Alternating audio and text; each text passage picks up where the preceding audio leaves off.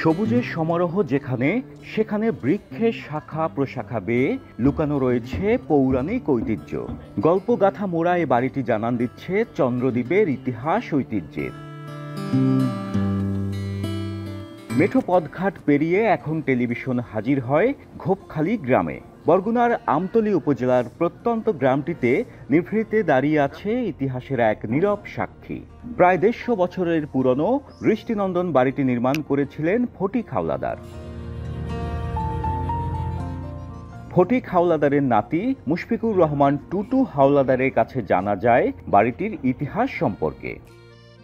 আমরা এখন দাঁড়িয়ে আছি আমার বড় চাচার অংশে। এইটাই 3 ভাগ হয়েছে, 3 ভাই। তো আমার বড় চাচার অংশে উনি এই মধ্যখানে ছিলেন, উনি ভোগ দখল ছিল। শুকনার মৌসুমে মাঠে ঘাটে আমরা খেলাধুলা করতাম, কিন্তু বর্ষার যে 4 মাস এটা তো বাড়ির সামনে পিছনে বারান্দা এবং ছাদ, বিকাল হয়ে গেছে ছাদে সব ঘরের ছেলে মেয়েরা খেলাধুলা করত। স্থানীয়দের কাছে জমিদার বাড়ি হিসেবে পরিচিত হলেও ফটিক হাওলাদার ছিলেন মূলত হাওলাদার পদবীর। 19 শতকের মধ্যভাগে বর্তমান পটুয়াখালীর বাউফল থেকে তার পিতা ঝরু হাওলাদার জঙ্গল কেটে এ অঞ্চলে বসতি গড়েন। ডেলাইট একটা হারিকেনের 5 গুণ আলো হয়, ওইটা সিঁড়ি মোড়ে মোড়ে জ্বালানো থাকত।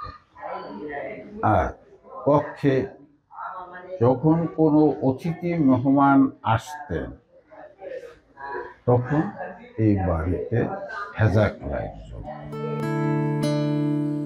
প্রায় 10 বছর ধরে কলকাতার নির্মাণ শ্রমিকরা তৈরি করেন বাড়িটি। নির্মাণে ব্যবহার করা হয় চুন, সুরকি, ইট, সেগুন, লোহাগড়া কাঠ ও লোহার পাত।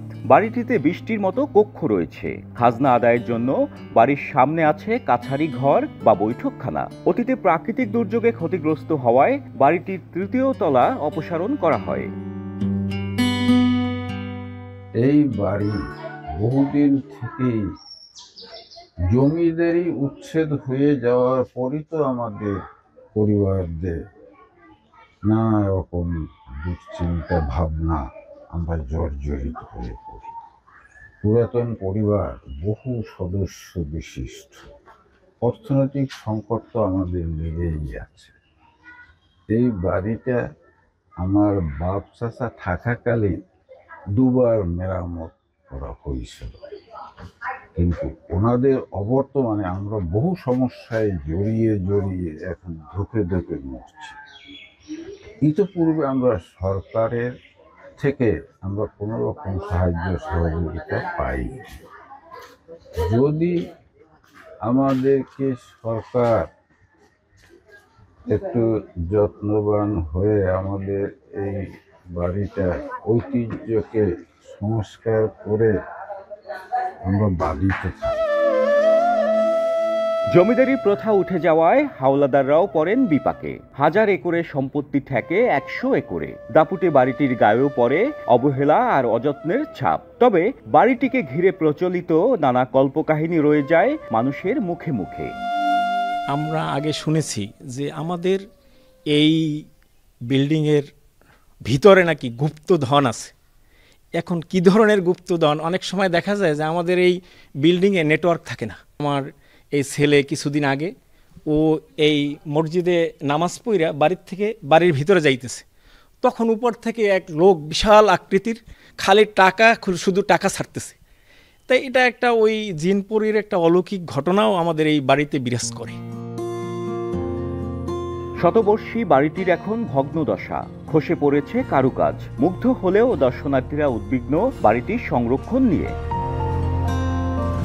প্রত্নতাত্ত্বিক বিভাগ আছে, জেলা প্রশাসন আছে বা উপজেলা প্রশাসন আছে, তাদের উচিত এটাকে প্রকৃতি হিসেবে একটা সংরক্ষণ করা। এটা মানুষ, এই অঞ্চলের মানুষ কেন সারা দেশে মানুষই দেখতে আসবে যে 200 বছরের ঐতিহ্যবাহী একটা জমিদার বাড়ি। এটা আমাদের বাংলাদেশে এখন খুবই কম। এগুলার সংরক্ষণের জন্য ভালো উদ্যোগ নেওয়া দরকার। এদিকে বাড়িটি সংস্কার ও পর্যটন শিল্পের প্রসারে পদক্ষেপের কথা জানায় জেলা প্রশাসক। বাংলাদেশে অনেকগুলো স্থান আছে যেগুলোর সাথে আমাদের ইতিহাস ঐতিহ্য জড়িত, যেগুলোকে আমরা সংরক্ষণ করছি এবং এগুলোতে আমাদের দেশীয় যে পর্যটক, বিদেশি পর্যটকরা আসছেন, তা আমরা যদি এটাকে সংরক্ষণ করতে পারি, আমি মনে করি আমাদের এই বরগুনা উপজেলা জেলার জন্য একটি নতুন মাত্রা পর্যটন যোগাবে। ফটিক হাওলাদারের এই বাড়িটির মতো আরও 3 থেকে 5টি স্থাপনা রয়েছে বরগুনায়। একটি জাতির ইতিহাস ও ঐতিহ্যকে বাঁচিয়ে রাখে তার স্থাপত্য ও সংস্কৃতি। ফটিক হাওলাদারের এই বাড়িটি কেবল একটি স্থাপনাই নয়, এটি আমাদের ঐতিহ্যের প্রতীক। তাই সংশ্লিষ্টরা মনে করছেন সময় এসেছে বাড়িটি সংরক্ষণ করার। জিয়াদ মাহমুদ, এখন, বরগুনা।